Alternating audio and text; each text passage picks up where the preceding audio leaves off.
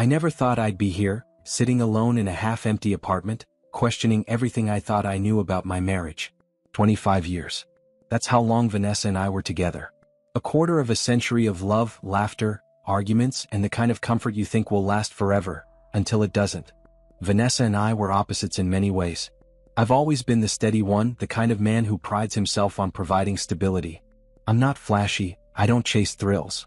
I just work hard, pay the bills, and make sure there's a roof over our heads. Vanessa, on the other hand, is a firecracker. She's vibrant, adventurous, and always looking for something new to spark her interest. I loved that about her. It balanced us, or so I thought. Things started to change as the years went by. Routine took over, dinners at the same table, vacations to the same places, and even our conversations felt rehearsed. We weren't unhappy, but we weren't exactly alive either.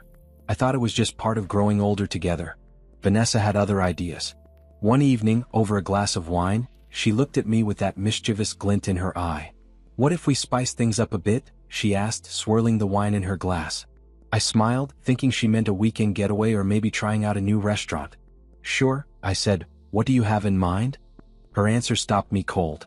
"What if we invited someone else into the bedroom? Maybe someone younger?" I laughed, a nervous, awkward laugh because I was certain she was joking.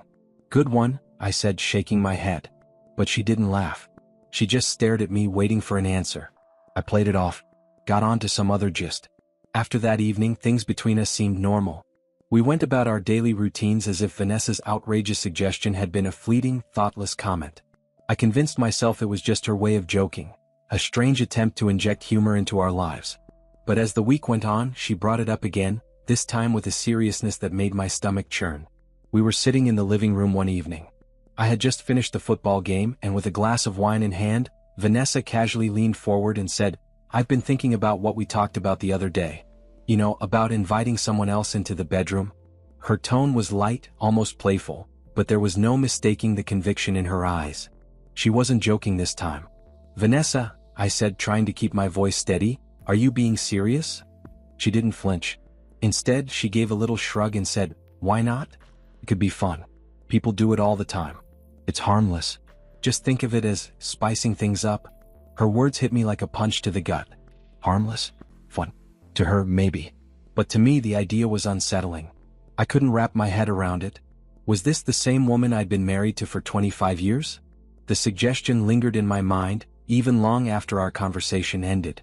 That night, I lay in bed staring at the ceiling while Vanessa slept peacefully beside me. I kept replaying her words, each time feeling more unsettled.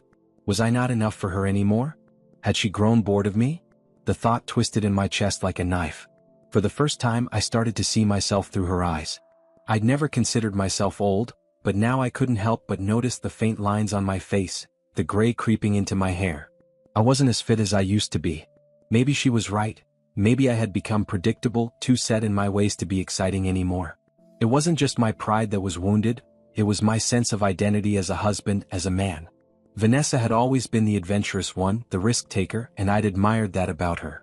But now, her adventurous spirit felt like a threat to everything we'd built together. The next morning, I tried to talk to her about it. I needed her to understand how much her suggestion had hurt me. I brought it up, choosing my words carefully. "Vanessa, I've been thinking about what you said yesterday. About inviting someone else into our bedroom." I began cautiously over coffee. I couldn't hide the strain in my voice. She looked at me, her expression unreadable. "And?" she asked, not even looking up from her phone. "And it bothers me," I admitted. "I can't pretend it doesn't.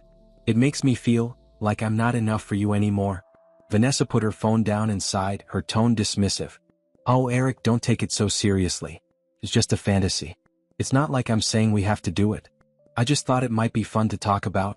Her casual dismissal felt like a slap in the face. "It's not just talk for me," I said, my voice firmer now. "This is our marriage we're talking about. You can't just throw something like that out there and expect me to be okay with it." She rolled her eyes. "You're overreacting. Honestly, Eric, you need to lighten up."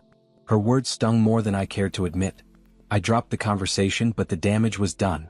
Over the months that followed Vanessa's suggestion, I couldn't shake the unease growing in the pit of my stomach. It started subtly, an increase in the time she spent on her phone. At first, I brushed it off as harmless, assuming she was scrolling through social media or texting friends. But soon it became hard to ignore. She was glued to her phone sometimes late at night and even in the middle of conversations. My mind churned with questions. Who was she talking to? And why did it feel like she didn't want me to know? I began to notice patterns. Most times while chatting, she'd smile or laugh softly. If I asked who it was, she'd say, "Just a friend," with a casual shrug, but something about her tone made me doubt her. I didn't want to jump to conclusions, but I couldn't help the wave of insecurity that washed over me every time I saw her talking to someone younger, especially a man. One night, after a long day at work, I came home to find her on the couch, phone in hand, giggling. I tried to join the conversation, but she quickly locked her screen and turned her attention to the TV. My heart sank.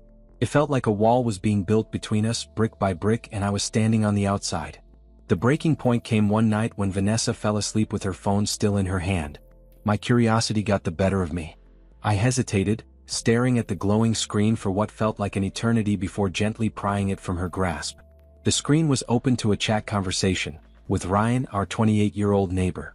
My chest tightened as I scrolled through their messages. Their exchanges were casual and friendly, a lot of laughing emojis, playful banter, and inside jokes. There was nothing overtly inappropriate, no evidence of infidelity, but it was enough to make my stomach churn. Why was she texting Ryan so much? Especially late in the night? My mind spiraled. I could almost hear the whispers of doubt creeping in. She's replacing you. He's younger, funnier, more exciting. It was as though every insecurity I'd ever had about myself was clawing its way to the surface. I couldn't prove anything was happening between them, but I couldn't ignore the fear that it was only a matter of time. The next morning, I knew I couldn't keep quiet any longer. The weight of it all was too much to carry. I waited until the tension in the house had settled, or at least until I felt steady enough to confront her. "Vanessa, we need to talk," I said, my voice low but firm, though it betrayed the strain I felt inside. She glanced up from her phone, barely lifting her head. "What now?" she asked, her tone impatient as she swiped at her screen. I took a deep breath, then forced myself to relax. "I saw your messages with Ryan," I said evenly, even though my heart was pounding. I needed her to know that I wasn't making accusations lightly. Her expression froze, her fingers halting mid-swipe.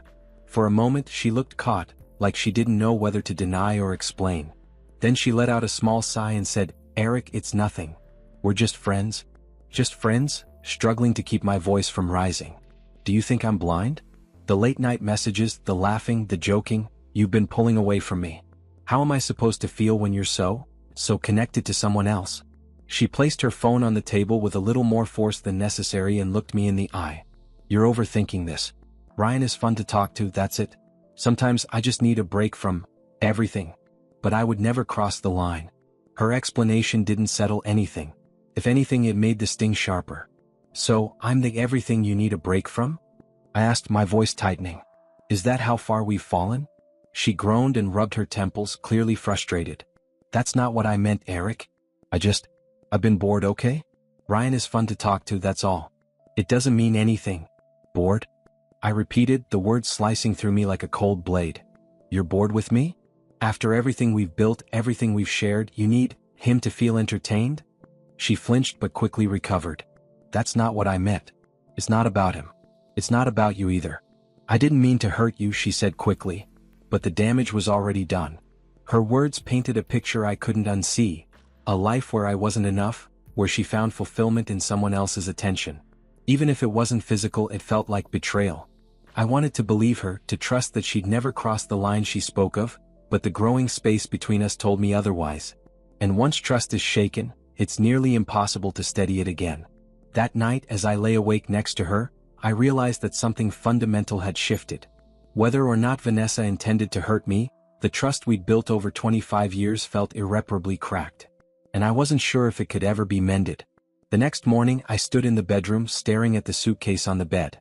It was surreal, packing up 25 years of my life into a few bags. My hands trembled as I folded my shirts, but my resolve didn't waver. Vanessa's words played over and over in my head like a broken record. She said it was just for fun, just a fantasy. But the damage was already done. Every time I looked at her now, all I could feel was this crushing sense of betrayal. I was no longer the man she wanted, not in the way I thought I'd always be. When I told her I was leaving, her reaction was colder than I expected. Vanessa's eyes widened in shock at first, and then she crossed her arms, her lips tightening in frustration. "You're seriously doing this, Eric?" Over a casual friendship? You're acting like I cheated on you? Her words stung, but I refused to engage. This isn't about a casual friendship, Vanessa. It's about what that suggestion and these messages mean. I can't be in a marriage where I'm constantly wondering if I'm enough for you. I can't stay and feel this way. She laughed bitterly, shaking her head. You'll come back. You always do. You just need to cool off. But this time I knew I wouldn't. Vanessa didn't understand. Or maybe she didn't want to. She thought I was overreacting, blowing things out of proportion.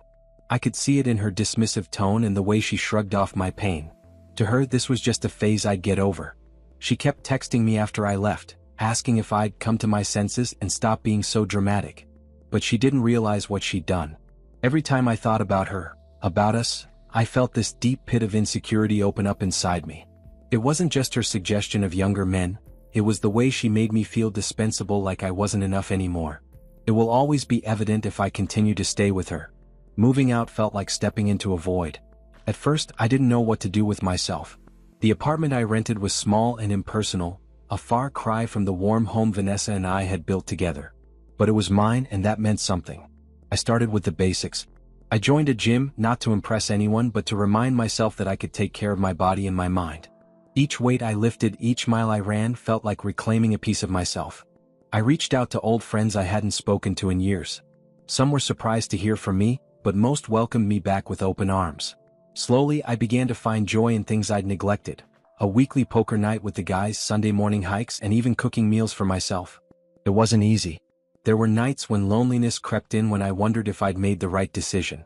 But each morning I woke up feeling a little stronger, a little more like myself. Vanessa reached out a few weeks after I left. Her texts softened, less defensive and more introspective. She admitted she'd been wrong to push me, but there was always an undercurrent of her trying to justify her actions. I just wanted us to try something new, she wrote. I never meant to hurt you with my friendship with Ryan. I believed her, but it didn't change how I felt. The trust was broken. Every time I thought about being with her again, I pictured her laughing with Ryan or scrolling through her phone, looking for the next thrill. I'd never be able to shake that doubt, that fear that I'd never be enough for her again. When we finally met in person, she seemed different, softer, vulnerable in a way I hadn't seen in years. She apologized again, but I couldn't give her what she wanted. I forgave her, not for her sake but for mine. Holding on to that anger would only hold me back. In the end, I chose myself. I chose my self-respect over a marriage that had become a source of pain and insecurity. I didn't hate Vanessa, and I didn't blame her entirely. We'd both made mistakes and let the years chip away at what we'd built. But I knew I couldn't go back. Our relationship as it was beyond repair, as I will always have that nagging feeling of being the second choice. Walking away was the hardest thing I've ever done, but it was also the most liberating. For the first time in years, I felt like I was in control of my own life and my own happiness. And that was worth everything I'd left behind. And that's how his story ended, by making a choice to put his own happiness first. What would you have done if you were in his position? Would you have stayed and tried to rebuild the trust, or would you have walked away like Eric? Share your thoughts in the comments below. We'd love to hear from you. If you've been through a similar experience or have a story you'd like to share, send us an email. Your story could be featured in one of our upcoming videos. Thanks for watching, and we'll see you in the next one.